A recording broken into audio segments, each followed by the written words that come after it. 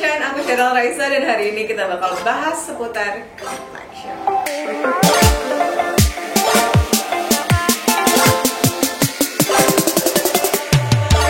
Aku mau talk through bareng teman-teman semua. Semoga bisa singkat, padat, dan jelas. Karena kalau misalkan aku udah ngomong, pasti itu bakal kayak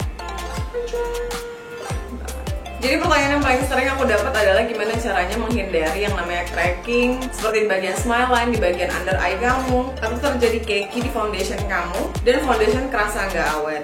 Setelah sekian lama bergulat bersama foundation, dan ini adalah kayak trial and error aku dan berfungsi banget di aku. Semoga ini juga bermanfaat buat teman-teman semua. Kita lanjut aja ke tips pertama.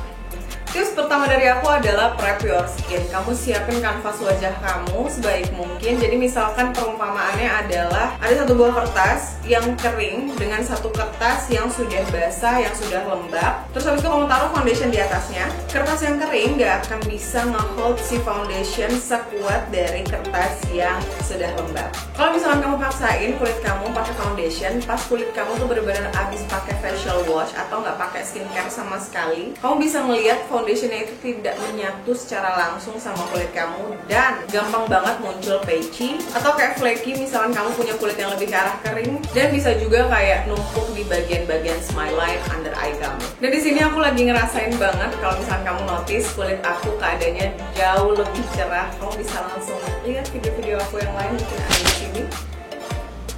Kulit aku lagi di keadaan paling baik selama 1 tahun terakhir, dan aku ngerasain banget kulit aku jauh lebih cerah, bukan halu-halu belaka. Kamu bisa lihat sekarang foundation yang aku gunain 1 tahun terakhir itu warnanya sekarang udah jauh lebih gelap dari shade warna wajah aku.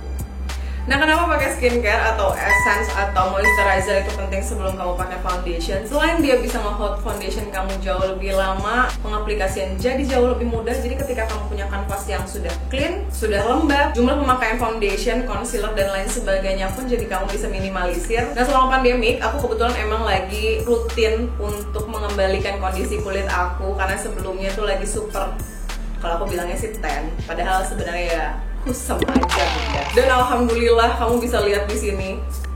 Ini pemakaian dari beberapa hari pertama aku gunain udah langsung kelihatan hasilnya. Nah, pas aku masukin rangkaian ini ke dalam skincare aku, hasilnya jadi jauh lebih cepat improve-nya. Aku tuh sekarang lagi gunain Olay Power Duo. Ini aku pertama gunain Olay White Radiance Light Perfecting Essence. Aku suka banget tube-nya, higienis banget, kelihatan elegan, beratnya pas, nggak terlalu berat, jadi bisa dibawa traveling. Dan dia sudah ada pipetnya dengan konsistensi dia liquid, berwarna putih.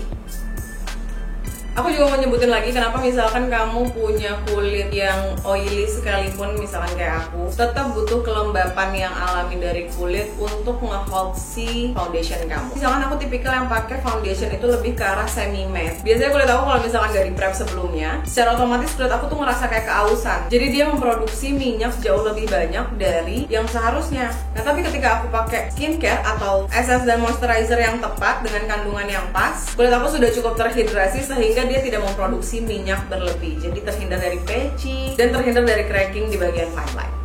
Aku mau aplikasiin di sini di wajah aku, kamu bisa lihat langsung. Dia tuh ada kayak pearl optics-nya gitu. Jadi ketika aku aplikasiin, kelihatan kulit tuh jadi kayak ada apa ya, bulir kecerahan. Wow, bulir kecerahan. Dengan konsistensi yang lightweight banget. Buat aku yang punya kulit combination oily to dry, ini nyaman banget, nggak bikin jadi kayak bernyenyeh. Bisa kamu aplikasiin di siang dan malam hari. Kalau aku pribadi biasanya 1 kali pump aja udah cukup. Cuman kalau misalkan kamu lebih ke arah dry, mungkin kamu bisa 1 sampai 2 pump.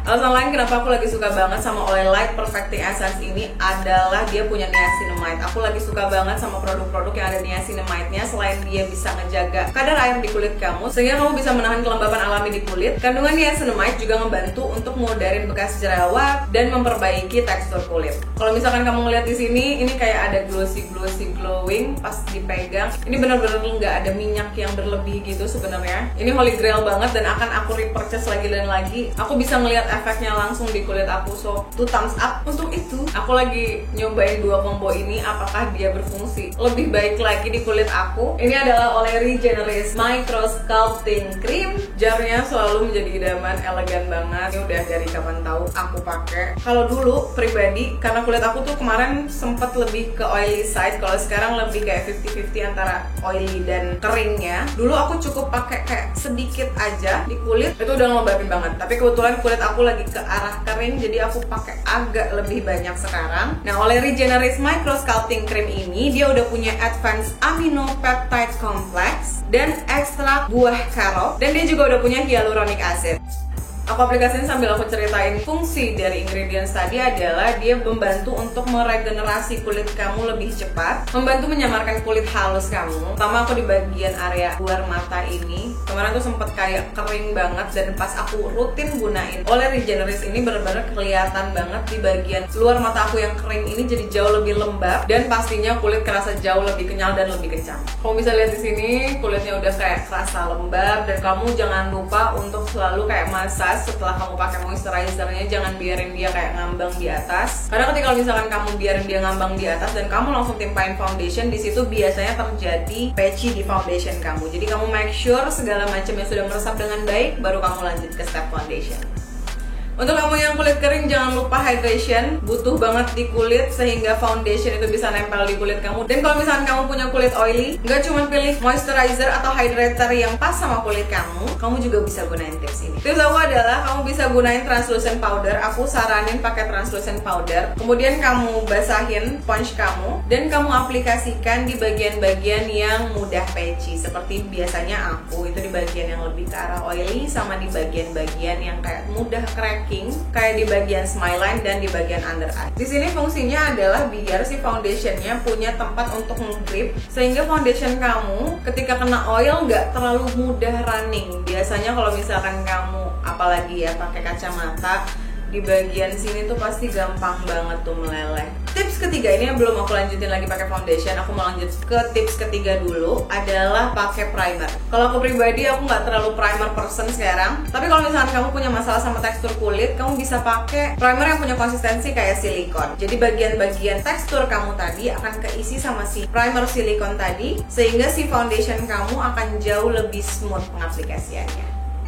Dan untuk formula foundation sendiri sebenarnya kan ada banyak banget. Ketika aku lagi ngerasa kulit aku lagi super duper kering, biasanya aku lebih mix di moisturizer aku, berarti lebih rich lagi atau lebih banyak aku gunain sehingga aku bisa pakai foundation yang lebih matte.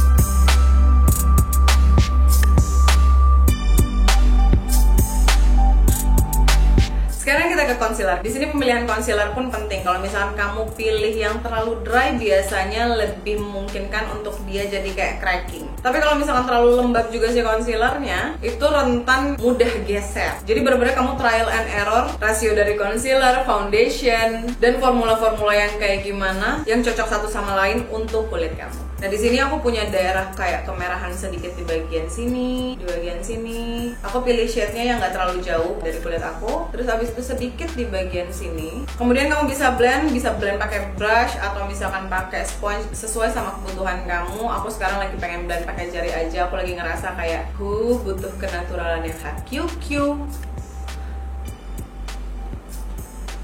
Sudah pakai concealer, sudah pakai foundation, kita lanjut ke tips kelima. Aku pribadi udah hampir nggak pernah baking. Trennya kayaknya udah lewat buat aku juga. Dan aku notice setiap aku baking itu adalah gampang banget kayak banyak garis-garis cracking di bagian under eye aku, di bagian smile line. Ternyata bagian-bagian tersebut buat aku pribadi itu bagian-bagian kering. Nggak tahu buat teman-teman. Kalau aku pribadi itu super duper kering bagian tersebut. Justru baking itu menonjolkan kerut-kerutan aku lebih jelas lagi. Jadi aku menyarankan buat teman-teman, dan aku lagi menerapkan terus-terusan beberapa waktu terakhir, itu adalah cukup kamu kayak basahin sponge kamu, kemudian kamu cukup aplikasikan di bagian yang mudah oily, tipis-tipis aja gunain translucent powder. Kemudian nggak perlu ditunggu kayak 3-5 menit, tinggal di brush sisa-sisa dari powdernya, Dan buat kamu yang kayak super duper kelihatan banget di bagian smile line, aku saranin untuk mengurangi banget produk-produk di bagian-bagian tersebut. Kemudian aplikasikan powder yang warnanya pas sama warna kulit kamu. Dan aku saranin buat kamu yang punya fine line atau smile line yang lumayan cat dark, aku saranin makin sedikit produk di bagian-bagian tersebut semakin baik, karena secara logika kalau nggak ada produk di sana nggak cracking. Itu dia tips and trick dari aku. Pasti masih banyak banget tips and trick dari teman-teman juga buat kamu yang punya masalah sama patchy, cracking, flaky di foundation kamu. Kamu bisa langsung bantuin juga di teman-teman yang lain. Taruh tips kamu di komen di bawah. Aku bakal selesai makeup aku dan kita mau ngomongin skincare yang tadi aku gunain sebelum aku diserbu, karena banyak banget dari kemarin di Instagram yang kayak nanyain, Sheryl, yuk video skincare-nya.